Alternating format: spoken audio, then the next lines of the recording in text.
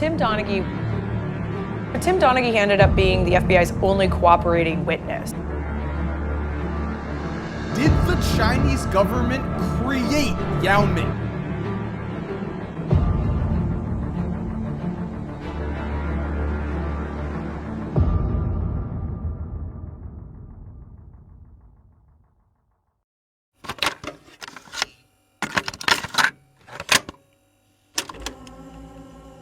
Over 5 months ago, I talked about the NBA Iceberg, and there were a lot of topics that I covered in that video. But the only problem with that iceberg is I felt like at least 50% of the topics were kind of mainstream, and a lot of people knew some of the topics I was talking about. However, I did mention the fact I'd be doing a part 2, and this, well, that's that video. And if you saw the first iceberg video and you thought that was dark, well, the shit I found on here is scary. I had to dig deep in the internet. I had to find things that no one has ever talked about on YouTube. This goes from the topics of magnetic rims to a possible NBA Jeffrey Epstein connection. Now, this is going to be a very long video, so get your popcorn, get your snacks, because this is going to be a banger. Now, in the last video, I had 5 layers. This time, we're going with 4 just to make things easier, and we're going to start off with the surface level.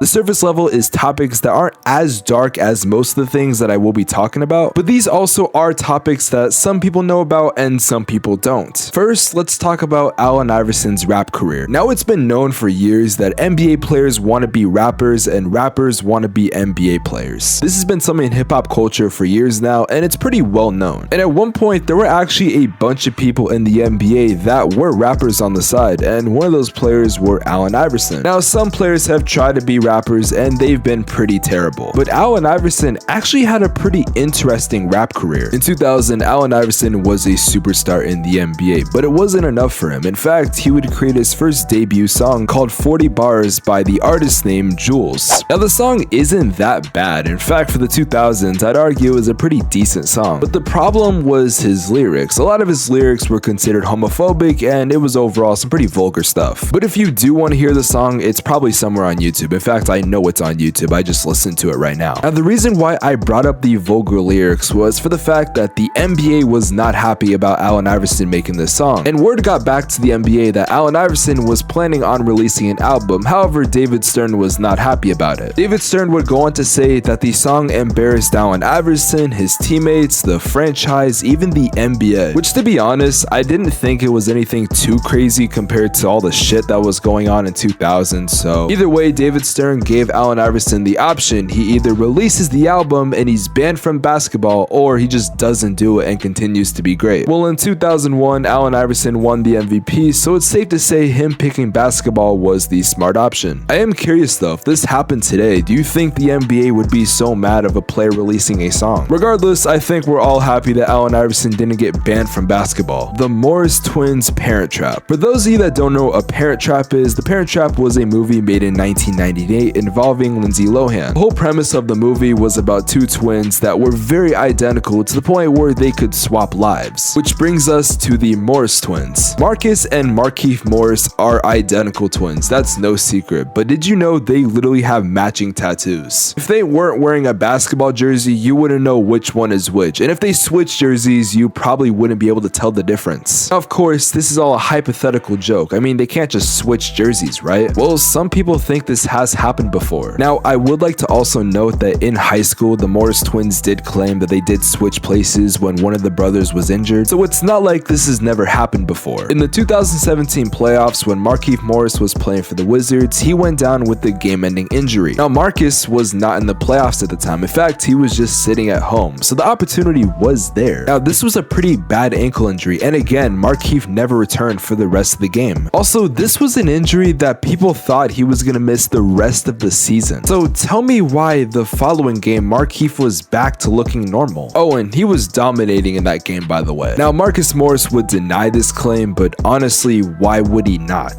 The twins are still playing in the NBA, and I can't imagine the NBA would be thrilled that 2 players were switching with each other. I could honestly see Adam Silver banning them from the NBA or some crazy shit like that. If I were a betting man, I would argue this did happen, but I guess we'll never really know. The Paul Pierce wheelchair incident. incident. In the 2008 NBA Finals, Paul Pierce would go down with an injury that looked really bad. In fact, it was so bad that he needed a wheelchair to get off the court. Now, I think it's safe to say that Paul Pierce was the best player on that team, so them losing him was a pretty big deal. But to everyone's surprise, later in the game, Paul Pierce would come back in what seemed like a Disney movie scene. Celtics would go on to win that game, but unfortunately, this isn't what actually happened. So everything I said did happen except for the injured part. See, Paul Pierce didn't actually get injured. What actually happened, and I'm not joking when I say this, he had to shit, so he pretended to be injured so he could use the bathroom. Now, some people have actually taken pictures of when Paul Pierce allegedly had like a poop stain or something. I don't know if this man had shit stains on himself, but I know he did confirm that he actually had to shit. I mean, me personally, I would have just asked for a sub and then go to the bathroom, but who knows? I'm not Paul Pierce. Jimmy Butler and Rachel Nichols. Now look, I can't confirm if this is actually true, but if this is, then Jimmy,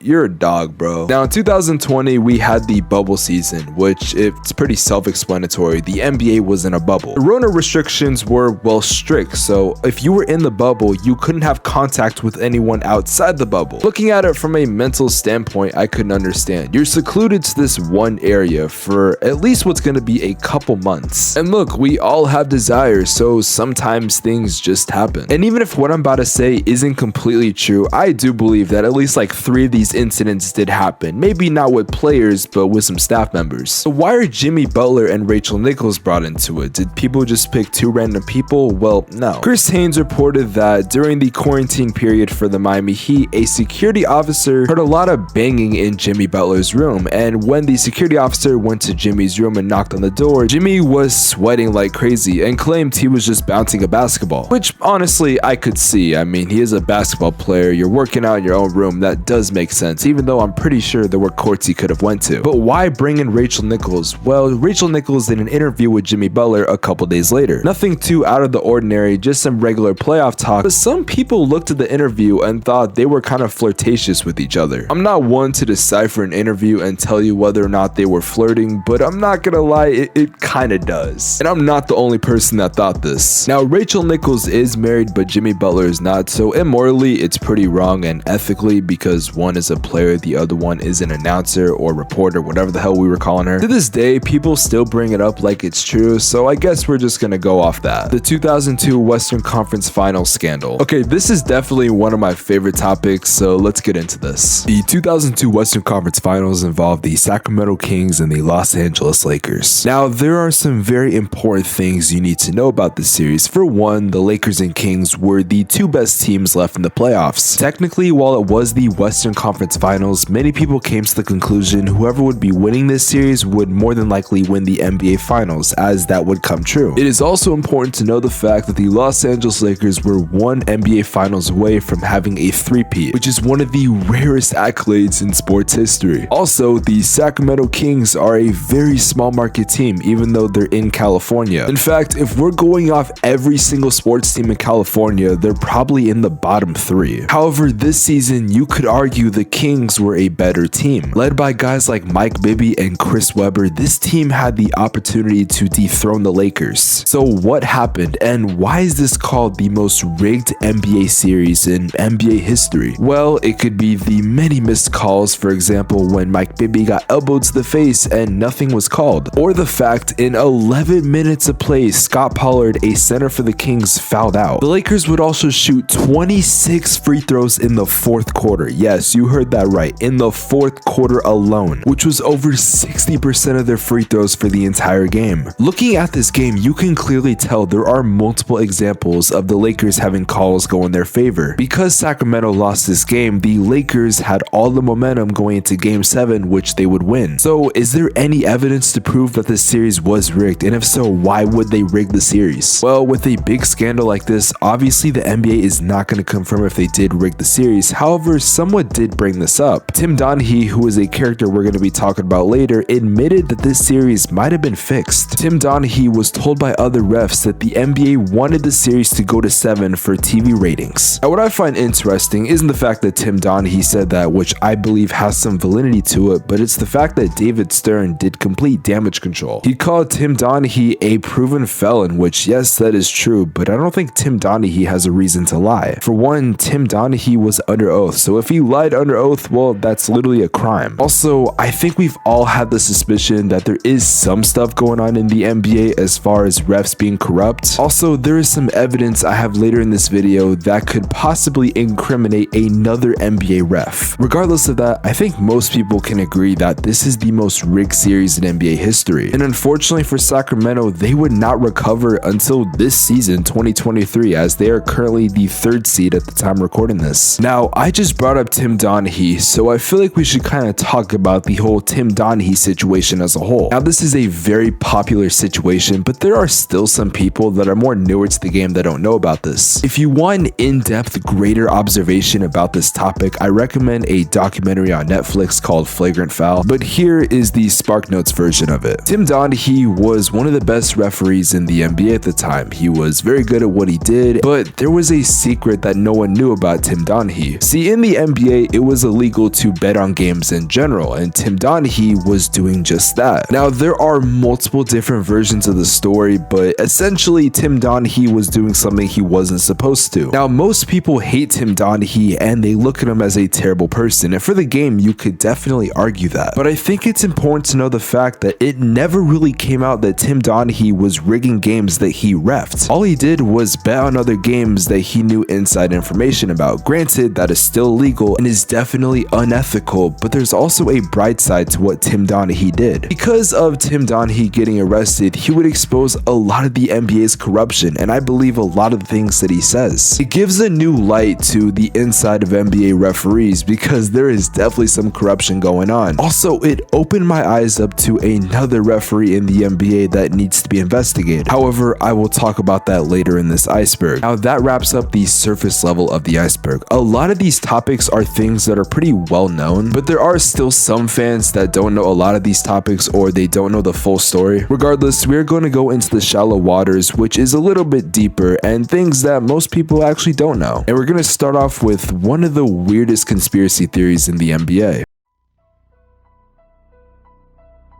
Over a year ago, I made a video clowning this conspiracy theory that there were magnetic rims in the NBA. Essentially, people believe that the NBA can control the way the ball is able to go in the hoop. It's a pretty simple concept. Now, last time I talked about this, I was just clowning it, so let's look at it from both sides. Right away though, I want to start with the possibility of this not being true. For one, I just don't think there's a way the NBA could manipulate whether or not a shot could go in. I mean, what about air balls or people like Ben Simmons? Also, these guys train for hours and weeks and months and days of the year. They spend all their time perfecting this craft. Also, the quote-unquote examples that are being shown are easily just slowed down videos you could try to make the argument for. One of the biggest examples of this is Kawhi Leonard's game winner. You could try to make the argument it was a magnet, but honestly, I just think it was a 1 in a million shot. Also, if we're going just based off science, with a magnet, are they just manipulating it at certain points? Because if it's a magnet, wouldn't it just stay? You're trying to oversimplify a ball going in the net, and the logistics just don't make sense. However, I'm coming into this with an open mind, so let's look at the other side. While most of the examples were definitely BS, I think there was one example that you could actually make the argument for. Now, I won't lie, I could not find a scientific reason on how this could have happened. My first theory had to do with sweat, but to be honest, I don't think that's enough to make the ball stick. Maybe the court, but that's my only conclusion. But as far as the other examples go, I think they're just really good shots and just weird things happening on the court. The NBA has been exposed for a lot of things, and I don't think this is one of them. Also, people used a Baron Davis commercial from I think like 2007 as an example. And just for the record, there are multiple ways you can manipulate a shot going in. The amount of video editing you can do to make something like that happen is pretty easy in the industry. I mean, have you seen that clip of LeBron shooting like 5 straight full court shots like a jumper? Regardless, there is actually a handful of people that do believe this conspiracy theory. As shockingly, looking back at the video, there were multiple people who actually believed this was a possibility. Regardless, I just don't think this is true, but let's move on. It's well known that NBA players lie about their height, but that's not really what I'm focused on. I'm more focused on the fact that players have lied about their age. One of the most popular examples is Thon Maker, who when he was allegedly 21, he was acting as he was 19. And there actually is some evidence. If we look at a very old yearbook, we can clearly see that Thon Maker isn't the right age. I get why he would try to play down because obviously he would play better. But looking at it, it really has done little to nothing because Thon Maker his whole career has been a role player. Another example is Manute Bol, but instead of trying to be older playing with younger, it was the complete opposite. Some have speculated that Manute Bol was around 50 years old when he was playing in the NBA. There's also a rumor about Buddy Hield apparently lying about his age, but it's just by 1 year, so I don't think it's really that big of a deal. And there are other examples like possibly Serge Ibaka, but a lot of these are just conspiracy theories. None of this is actually confirmed. The only other example I can think of that actually would make sense is Ersan Iloevo. I'm sorry, I know I butchered that. Regardless, there is a possibility of Ersan being about 18 when in reality he was listed at 15. And as you can clearly see, that is definitely not something you should be doing. Some people have brought up Luka Doncic and said he's a lot older than he actually is because of how good he is, but to be honest, I really don't think that's true. But I think it is kind of interesting to think if there are some NBA players that are lying about their age and how older or younger they actually are. The next topic I want to talk about is probably the weirdest one on here. Now, I'm sure we all know Markelle Fultz was at one point considered a draft bust. However, in Orlando, he's definitely tried to fix his career. And when you look at it, he's definitely making improvements. Now, I gotta warn you, this is a very weird timeline. And at one point, things are not going to make sense, but I'm going to try to explain it as best as I can. Coming out of college, Markelle Fultz was the best player in the NBA. And this was a loaded draft class, by the way. And it was very apparent to everyone the Philadelphia 76ers, who had the #1 pick, were going to take Markelle Fultz. And why wouldn't they? Fultz was the best player in that draft by far. Well, at least at the time. He was a consistent shooter. He was well on defense. He was a great facilitator. He was a good playmaker. At the time, this seems like the perfect prospect that you could have taken. And Philly was in the trust the process era, so this was only making things a lot better. Of course, we all know Markelle Fultz would go on to be selected by the 76ers with the first overall pick, but no one was really surprised by that. However, what did surprise people was Markelle Fultz's rookie year. Now, before we talk about Markelle Fultz's rookie year, I think it's important to note that Philly did not originally have the first pick. The Boston Celtics actually had the first overall pick. However, they traded down to the Philadelphia 76ers. People have speculated that maybe the Celtics knew something that the Sixers did not. Like I said, Markelle Fultz was the perfect player in college, so why would they not want him? In this year's case, to give a better example, it's like if a team had the #1 pick to get Victor Wembanyama, but out of nowhere they traded down. Like, everyone knows Victor Wembanyama is supposed to be the perfect player in this draft, but yet that might not be the case. Again, this is just an example and a comparison, so don't think I'm actually saying that about Wembanyama, but still, something definitely seems strange about that. So now that we bring that up, I'm going to be giving you guys an exact timeline, so you're going to want to pay attention. On June 22nd, 2017, the Philadelphia 76ers selected Markelle Fultz with the #1 pick. Early to mid-September 2017, before reporting for Sixers minicamp, longtime trainer and mentor Keith Williams noticed a difference in Markelle Fultz's shot. On September 27, 2017, Fultz's free throw shot seems different. Mind you, at Washington, he was shooting 65% from the line, but now his release seems different. On September 28th, Sixers coach Brett Brown makes it very clear the change in Fultz's form was his choice. It's also important to note that during this time, it was apparent that Markelle Fultz's shot started to become a lot more inconsistent than before. On October 2nd, Brett Brown tells the media he's unhappy with Fultz's shot. On October 9th, we have Markelle Fultz's first preseason game, and he shoots a free throw. This clip would go viral as we would see Markelle Fultz's ugly free throw shot. And at that point, if it wasn't already obvious, people knew the Sixers had a problem on their hands. On October 10th, Markelle Fultz would tell the Ringer that there was shoulder pain and it was the root of the problem. From October 18th to the 23rd, Markelle Fultz would play limited minutes in Philly's first 4 games. Now, this is where things take a weird turn. On October 24th, Raymond Brothers, Fultz's agent, would say Fultz had fluid drained from his shoulder before the season began. Later, on October 24th, Brothers would retract his earlier statement. According to Brothers, he meant fluid was put in, not taken out of Fultz's shoulder, but actually put in, which I find very suspicious. On October 25th, Markelle Fultz would miss the next 3 games. On October 29th, Markelle Fultz would be ruled out indefinitely due to his shoulder. Now we're going to skip all the way to January 2nd, where Fultz was eventually cleared and was gradually getting back into training. Now I'm going to skip the 2018 season, but all you need to know is that Fultz would eventually recover and he was finally making shots. However, he did not fully recover because on November 18th of 2018, Markelle Fultz would re-see a shoulder specialist. Then all of a sudden, it was a wrist injury that was the problem, and everything everything just went to hell. Eventually, Markelle Fultz would be traded to the Magic, and it seems like everything has been fixed. Orlando is definitely building something over there, and I think in the next couple of years, they're definitely going to make a run to be a playoff team. So I think there is potential for Markelle Fultz to be a key part of a playoff team. Unfortunately, we're never going to see the best version of Markelle Fultz. I think that version was in Philly. I think we'll see a good version, but not what he could have been. This situation is weird because one, not many people know what actually happened, but number two, it's weird that a player just forgot how to do regular things in basketball. This whole story was weird to me, and I honestly feel really bad for this man, but at least now he's finally making improvements. Now this topic is a little bit lighthearted, but it's about Nikola Jokic. Nikola Jokic definitely has an argument for being one of the best players in the NBA. He's a two-time MVP and the best center in the NBA. And something that I find interesting about him is that he was a second-round pick. However, his draft story is kind of interesting. See, when Nikola Jokic was selected, it was during a Taco Bell commercial. And funny enough, he was actually asleep while the draft was going on and he was selected. His brother had to wake him up to tell him that he just got drafted, which I think is a pretty funny story. That is the end of the shallow waters, and now we go deeper into the depths.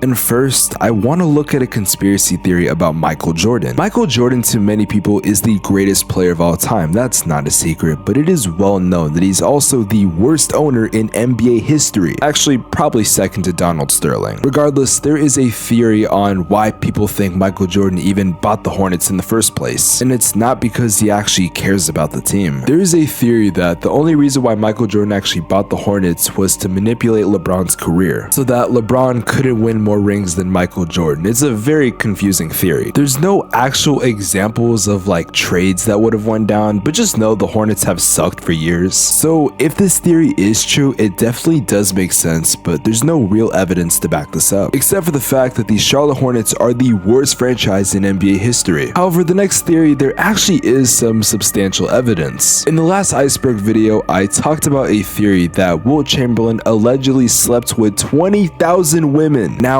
I'm not the best at math, but if you sleep with 20,000 women, there's a possibility you get a woman or two pregnant. Seriously, how the f is Wilt Chamberlain not accounting for like 1% of the population? Now, a while back, I saw this like college student, I believe he's like a painter or something, that came forward as a descendant of Wilt Chamberlain. However, I'm not talking about that guy. Instead, I'm talking about Otto Porter. Besides looking at the clear comparison as these two look very similar, we over here at Spex Media wanted to see how similar these faces actually were, because we looked for as much evidence as we could, and there is no account that these two are actually related, even though the timeline would definitely match up, as Otto Porter's grandma could have possibly slept with Otto Porter. After using AI technology, we found out that these faces have a 75% similarity rate, so do what you will with that information. Next, I want to talk about the possibility of Jimmy Butler being the son of Michael Jordan. First, let's note the fact that Jimmy Butler growing up did not know his father. Also, his mom said he looks too much like his father, and that's why he kicked out Jimmy Butler, which is crazy, by the way. Now, as far as looks go from high school, it is definitely safe to say they do look similar. And as far as frame goes, Michael Jordan is 6'6", as Jimmy Butler is 6'7". Now, what's interesting is that Michael Jordan does have two sons already, Marcus Jordan and Jeffrey Jordan, but they're both 6'4" and 6'2". Also, the trash talking and the competitiveness that Jimmy Butler has is very similar to Michael Jordan. Also, there was a story a while back when he was on the Minnesota Timberwolves that he beat the first stringers with the third stringers. And after beating the first stringers, he said to the GM, "You fucking need me. You can't win without me," and then he left the teammates. Which, I'm not gonna lie, sounds like something Michael Jordan would do. Now, there is a possibility this is true, and I could definitely see Michael Jordan trying to cover this up, because obviously that would be cheating on his wife. But there is a possibility that they are somehow related, because again, these things definitely do line up. Next, I want to talk about the secret connection between Tim Donaghy and Scott Foster. I made a video talking about this months ago, so I'm only gonna lightly touch up on this. Now, earlier in this iceberg, we talked about Tim Donaghy and all the bad things he's done, and no one's really disputing that. There's evidence for a lot of these things. However, someone that I intentionally left out of that segment was Scott Foster. And if you've ever been a fan of a team that Chris Paul has been on, you probably know what I'm talking about. Scott Foster is a referee for the NBA, and he's been one of the best as far as making calls go, at least statistically. Now, how bad is it? Well, Chris Paul's lost 14 straight playoff games that were officiated by Scott Foster. In fact, fact, it's gotten to the point that people will check the referees to see who's refereeing before a big playoff game that Chris Paul is involved in. I can never remember a point where we were looking at who the referees were and determining that's how the game is gonna go. But okay, maybe I'm just a salty Phoenix Suns fan, so is there any validity to this claim? Well, yeah. In fact, in the Tim Donaghy documentary, there was a segment about Scott Foster towards the end. Tim Donaghy and Scott Foster were best friends, and not just as referees, but even off the court, they were pretty good friends. Now, obviously, when the Tim Donaghy news came out, the Fosters would separate themselves from them, but that's not much of a surprise. However, what is surprising is the fact that Tim Donaghy and Scott Foster had 134 calls to each other from 2006 to 2007. Essentially, what I'm trying to get at is that we know Scott Foster is up to some suspicious stuff, so I wouldn't be surprised if him and Tim Donaghy still have a connection today. Now, since we're on the topic of the NBA being kind of rigged, let's talk about the last topic, which is the NBA secret business. So a couple days ago, the NFL playoffs were on and the Chiefs and Bengals were playing, and a lot of people were very suspicious because it seemed like the game was in the Chiefs' favor. And there were multiple times during the game when you could definitely argue there were some calls, but regardless, I think the Bengals lost because of other reasons, but regardless, there are some other things that people were trying to point out. For one, on Twitter for a while, it was trending that the NFL was rigged, which at that point I thought was pretty funny. However, somebody figured out something that I thought was very interesting. Someone on Twitter brought up the fact that the NFL is technically an entertainment business, and that's what they're filed as, which of course is similar to the WWE, but it's been known that the WWE is rigged for years. However, you couldn't tell my 10-year-old self that, but that's besides the point. Regardless, it had me thinking, if the NFL is listed under this, what about the NBA? And after doing some research, the NBA is also listed as an entertainment business. Now, before the tinfoil people get their hats, let me explain, because there are a couple possibilities. The answer most people want, and I'm not gonna lie, would be very interested to see, is that the NBA is rigged and they're just manipulating everything. And with that LeBron call we saw like 3 days ago that people are still bitching about, I wouldn't be surprised if Eric Lewis had some type of motive in that, other than the fact that he is a Celtics fan and they're like 26-2 with him as the referee. So of course that's a possibility, but there are other reasons. For one, as an entertainment company, you're able to do a lot of things, and most of the things are well profitable to the NFL, which also goes for the NBA. And legally, because they are entertainment businesses, they can fix the game to whatever outcome they choose. So technically, the option is there for the NBA to rig games in their favor, whether it's for Vegas or it's just for their choosing. So in a perfect world, the NBA is not taking that option, however, the option is there. Now, I'm not saying this is around the conspiracy theories about stuff like magnetic rims, which, spoiler alert, we will be talking about later, but the possibility of missing calls on purpose or straight up just fouling out players like the series we talked about earlier is possible. Now again, I'm not fully saying this is true that they're rigging all the games, but there is a possibility, so take this information with a grain of salt. Or if you're someone that wears a tinfoil hat, just go on to Reddit and I'll see you later. That was the depths of this iceberg. However, we have one more, and this is the deepest yet the darkest part, and that is the fathoms.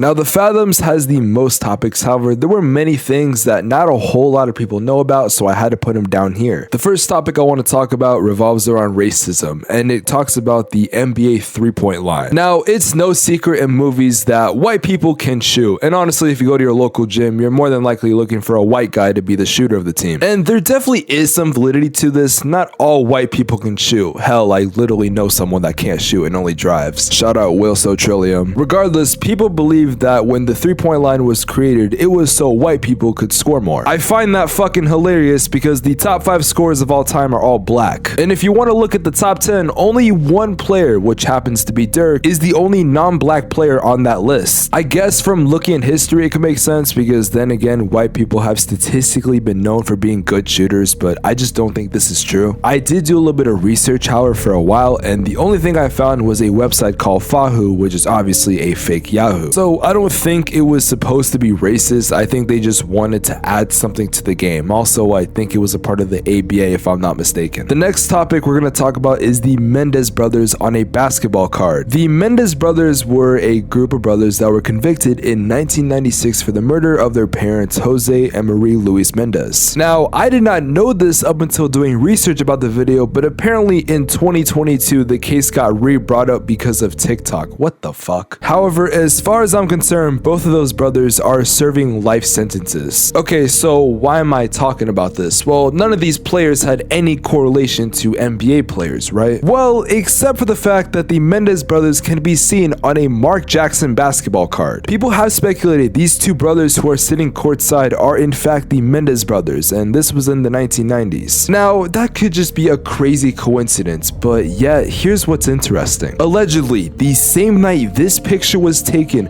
was apparently the same night they murdered their parents. Now, that is a pretty crazy twist, with all due respect. Now, why they killed their parents was a pretty crazy situation, and I cannot talk about it on YouTube, but there are documentaries about it that I think you might find interesting. The next topic is very subjective, but we're going to be talking about the San Antonio Spurs and the AC issues. Now you might be asking, what the hell am I talking about and who cares about the AC? Well, let's talk about it. In the 2013 NBA Finals, the Miami Heat would take on the San Antonio Spurs and the Heat would win, thanks to Ray Allen having the greatest three-pointer in NBA Finals history. However, we're not talking about the 2013 NBA Finals, we're talking about the year after, in 2014. In Game 1 of the 2014 NBA Finals, LeBron would drive for a layup and he would come down with cramps. LeBron was doing well, he had 25 points and he was also shutting down Kawhi Leonard, who was a young player at the time, but he was very important to the Spurs. Now, something I do want to bring up is that Kawhi Leonard had 3 points, and there's a reason I brought that up. Well, in the run to win the game, because LeBron would not return, Kawhi would score 6 points. Mind you, there was about 3 minutes left in the game, and for the entire game, Kawhi Leonard had 3 points up to that point. Now, the Spurs would obviously go on to win that game. No one is really surprised by that, but what is surprising is why LeBron was actually cramping. Allegedly, with 3 minutes left in the game, the Spurs AC unit would just fail. It stopped working, and LeBron James would say, quote, "They're trying to smoke us out of here." So why weren't the Spurs affected? Well, we have a really important insider to this information, and it wasn't Shams or Woj reported it. No, it was DJ fucking Khaled. DJ Khaled says he knows for a fact that the Spurs were practicing in high temperature situations. Mind you, DJ Khaled is a super fan of the Miami Heat and also food. Now, what source did DJ Khaled have? Well, he said the streets. This was also the same year that the Trailblazers apparently found a rattlesnake in their locker room. Yes, a fucking rattlesnake. I don't know how or why, but they said it happened. Now, am I the only one that thinks it's very interesting that the Heat would lose in the Heat? I know like every single Miami Heat fan just left this video. Regardless, I don't know if this is fully true if San Antonio did it, but I think it is very interesting just out of nowhere this happened. As far as I'm concerned, this AC thing hasn't happened again, and it seems like San Antonio has that problem fixed. Now, some people always say this Game 1 determined whether or not LeBron James was going to win that series, but I kind of disagree, because the Miami Heat would go on to win Game 2, and some people say, okay, the Heat would have been up 2-0, but that's just not how that works. The Spurs would go on to win that series, and LeBron James would lose yet another NBA Finals. The next topic I want to talk about is Yao Ming, out of all people. There is a theory that Yao Ming was created to be a basketball robot thing for China. Let me explain. So first off, why would China do this? Well, in the 1950s, they wanted to be competitive in the Olympics, and one of their main objectives was to be in the top 3 of the big ball sports, which would be volleyball, basketball, taken away from their families. Now, what's fucked up is even after they were done with their professional sports careers, they had to dedicate their life to this problem. You know, the one the Chinese government made in the 1950s because of whatever fucking reason. In fact, up until 2004, all marriages had to be approved by work unit leaders. Now, I also need to explain that Yao Ming's parents weren't just a random hookup or a random marriage. Yao Ming's parents were statistically the tallest people in that program, and this is where the conspiracy comes to play. Now, when Yao was born, there were a bunch of camps and practices that he would have to attend, and the things they would have to do were pretty insane. In fact, it is some pretty dark shit that I don't even think I can talk about YouTube without this video getting demonetized. But just know, these little kids that were playing basketball because they were forced to were working 10 times harder than NBA players. And this isn't a diss towards NBA players, this is because it was against their own will. When Yao Ming was 13 years old, he wasn't good at basketball despite being 6'6", but he was sent to the Shanghai Sharks junior team. It was there he would develop. However, However, it wasn't natural. See, they had someone on the Shanghai Sharks that created a special drink for Yao Ming, and apparently it made him better at basketball, but also taller. My guess is Yao Ming was supposed to be about 7 foot before, but he went to 7'6". And if you want to know what was in this drink, just know it involved hormones. However, Wei, who is the person behind this treatment, has been very subtle about this. Now, I also feel like I need to tell people that many Chinese athletes were banned and so were coaches because of the use of drugs. So don't be surprised if Yao Ming got the same treatment. Now, for the record, this is all the stuff that we know about. There are probably things behind the scenes that are way darker that no one is ever going to find out about. And I just want to say that the Chinese government is the reason why Yao Ming was so damn injury prone. Maybe the fact that he was 7'6" definitely does play a factor, but he was also like 300 pounds. So he wasn't too fat or too skinny. He was the right size for being 7'6". The reason why I believe he was injury prone is because they had him doing 6 basketball practices a week, and what they were having those kids do were straight up abuse. To be honest, I don't think Yao Ming is that mad at his basketball career not going that well because he doesn't really care about basketball. The Chinese government made him absolutely hate the sport. And what makes me a little bit frustrated is even after what they did to Yao Ming, there are some reports saying they're looking for the next Yao Ming in the next 20 years. This is not a topic I want to talk about again. From that, we move on to the final topic of this video. Now, this, I need to reiterate, is a conspiracy, yet this might be the craziest connection I've ever seen. In fact, this involves Jeffrey Epstein. So first, we need to talk about 2 characters in this situation. We have Jeffrey Epstein. If you don't know who he is, do a quick Google search and you're going to see why I'm trying to talk about him very vaguely. And the other person we need to discuss is Leon Black. So Leon Black was the owner of Apollo Global, and Apollo Global is one of the most popular private equity companies. Now, one of the biggest reasons for the NBA funding is because of Apollo Global. It's where the NBA gets a lot of their funding. Now, in 2015, Apollo Global was lending a lot of money to teams, and one of the people, not teams, but people that was lent money was Jeffrey Epstein for $30 million. Now, the reason I even bring this up is because the whole theory about this is that Epstein has connections with the NBA. Now, through all the reports I could find, there's nothing saying about the Epstein Islands and anything like that. However, I think it is very interesting that one of the biggest equity funds was giving money to Epstein, along with the NBA. And I wouldn't be surprised if some of those owners were, well, you know. Epstein is now dead, so I don't think we're gonna hear anything about it, but you never know.